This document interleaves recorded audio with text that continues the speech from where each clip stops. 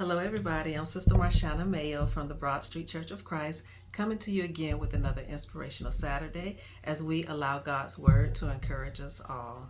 Now, I want to thank everybody that's been praying for me with the issue that I was having with my eyes. I finally got my eye therapy drops, and we're hoping for positive results. They're not in any pain. My vision is not blurry or anything. It's just that they just have been randomly watering. And so the doctor has diagnosed me with dry eye syndrome. And so it's a little better, but the drops that I have now should help resolve the issue, and I should start seeing results in about 2 weeks. So I just want to ask you that you continue to keep me in your prayers as I deal with this condition that I'm having. So this week is the final week that I will be encouraging the teachers as well as the students. So as most of you know that I was alternating every week. 1 week I would encourage the students, the other week I would encourage the teachers, and on and on until the end of this month. So today makes the final day, and it's supposed to be the day that I encourage the students. But today I decided to just combine it and encourage both the students and the teachers. And I hope that I say something that will help you get you along your journey during the school year and the days ahead. So Psalms 22 verses 1 through 6 reads, "A good name is to be chosen over great wealth. Favor is better than silver and gold. Rich and poor have this in common. The Lord makes them all. A sensible person sees danger and takes cover, but the inexperienced keep going and are punished. Humility, the fear of the Lord, results in wealth, honor, and life. There are thorns and snares on the way of the crooked. The one who guards himself stays far from them. Start a youth on his way. Even when he grows old, he will not depart from it." Now I want to ask the question, why are teacher-student relationships so important? Why is it so important that the students and the teacher have a relationship? Teachers who support their students in their learning environment can have a positive impact on the students' social and academic outcomes, which is important for the long-term path of school advancement and eventually employment. Teachers who experience close relationships with their students are less likely to have students that avoid school. They will be self-motivated, more cooperative, and more engaged in learning. Teachers who acknowledge the students' personal needs produce greater motivation in their students than those who focus mainly on the education of the students. So a teacher needs to be more involved in just the students' education, because you play such a major role in their lives, and they're watching you and they're observing everything that you're doing and that you're saying. And as well as in the educational field, as well as teaching them, they are observing you in a more personable way as well. So if you want to know how to build a positive relationship with your students, take the time to know them as individuals. Learn about their families, their background, their interests, their likes, and their dislikes. And once you learn information about your students, bring it up in conversation. Asking questions like, how did the football game go? Did you enjoy that movie? Did you watch that new Roblox movie last night? Or something like that. This helps the student become more relaxed and more comfortable when you're around. And it means more to your students than you may ever even expect. When you take the time to let your students get to know you as a person, there's a better chance that they will see you as more than just a teacher that gives rules, and they'll be more willing to engage with you on a level that means so much more. Connecting with students in the middle of a lesson isn't easy. It's important to take advantage of time before and after class to build bonds. Stand at the door as your students enter the classroom and as they leave, saying hello and goodbye to each and every student. And it's not important how you greet the students. What matters is that you take the time to fully present and be in tune and have eye contact with each and every one of your students when you're communicating with them. Smile and use their name. And these moments that seem small, they're really helping to build that relationship with your students, and especially the students that are battling personal issues, because a lot of times they're going through things at home that the teacher doesn't even know about, and sometimes they bring it to the school, sometimes they act out, sometimes they bully other students, sometimes they get very emotional and they cry for no reason. Well, what the teacher may think is no reason, but there's something that's going on with that student that they're trying to reach out and ask for help. So we want to be very observant when our students are trying to communicate with us, other than using words. Humor. Now, humor is an excellent way to build bonds with children.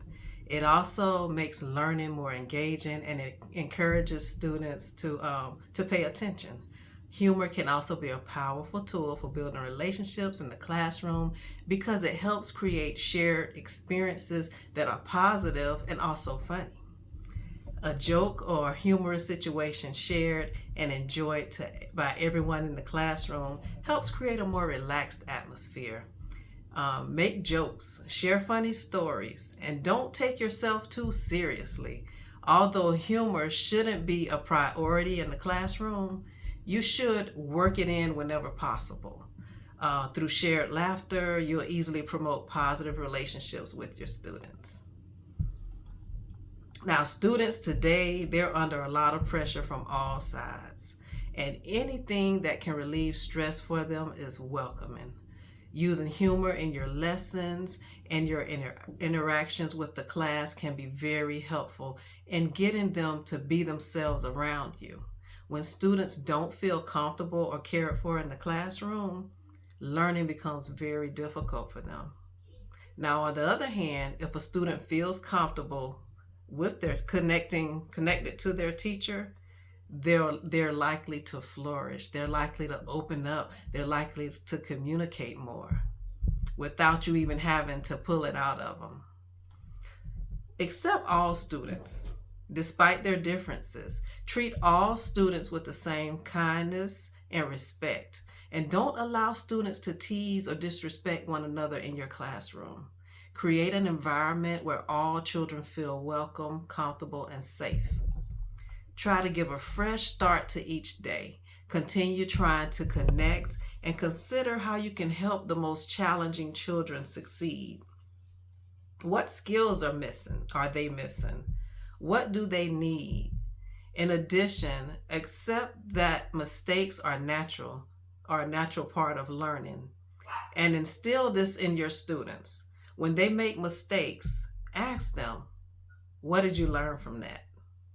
And celebrate the lesson learned. Don't focus so much on the negative. That can make that student shut down to where they don't want to be involved in any classroom activities. They don't want to participate in anything. So you want to make even those lessons that they tend to be weak in, or they tend to lack in, or they may not really get it, you can make that a fun experience for them. And it motivates them to keep trying and to never give up. As you look to stay connected with your students, teachers, do the same with the parents. Get to know the parents and always keep the door open for communication. Keep the parents informed on their child's progress and celebrate the small achievements as well as the big achievements. Surprise the parent with a phone call. When you have good news to share, why wait? Make the call and start out on a positive note with that parent. When you have a strong and respectful partnership with your students' parents, you're in a good position to give them information to help the child get the most out of education and let me start over with that one. When you have a strong, respectful partnership with your students' parents, you're in a good position to give them information to help the child get the most out of education for now and in the future. And students, I just want to encourage you to welcome the invitation from your teachers to be involved, to enhance your learning. Get all the learning that you can get right now, because right now you really got it made. You got it really easy. And as time progresses, it's going to be harder. It's going to be harder to get a decent education. It's going to be challenging to land a decent job. So get all the education that you can get now. Take it seriously. Um, Celebrate your achievements. And for the students that are younger than you, reach back and help them achieve their goals, help them share your story as to how you got to where you are. Always be welcoming, always be open to talk and to share your experiences with other students. And even when you leave the classroom, when you get promoted to the next grade, always keep in contact with with the teacher that you had prior, especially if you developed a bond with that teacher, because each teacher that you come in contact with, you're going to remember something about that teacher that's going to stick with you for the rest of your life. And I hope that every experience that you have is a positive one, that you remember the teachers for the good that they have instilled in you. And I hope that you reach back and share it with someone else. And this is the end of my lesson. And I hope that I've said someone during this series of encouragement for the teachers and the students. I hope I've said something that stuck with you that you can share and carry with you. And my name is Sister Marshana Mayo from the Broad Street Church of Christ in Phoenix City, Alabama. And I come to you telling you to be blessed, be a blessing, and remember that God is able. I love you, everybody. Have a very safe weekend. The weather hasn't been good this weekend, but I know that God is keeping us all. Bye-bye. I love you.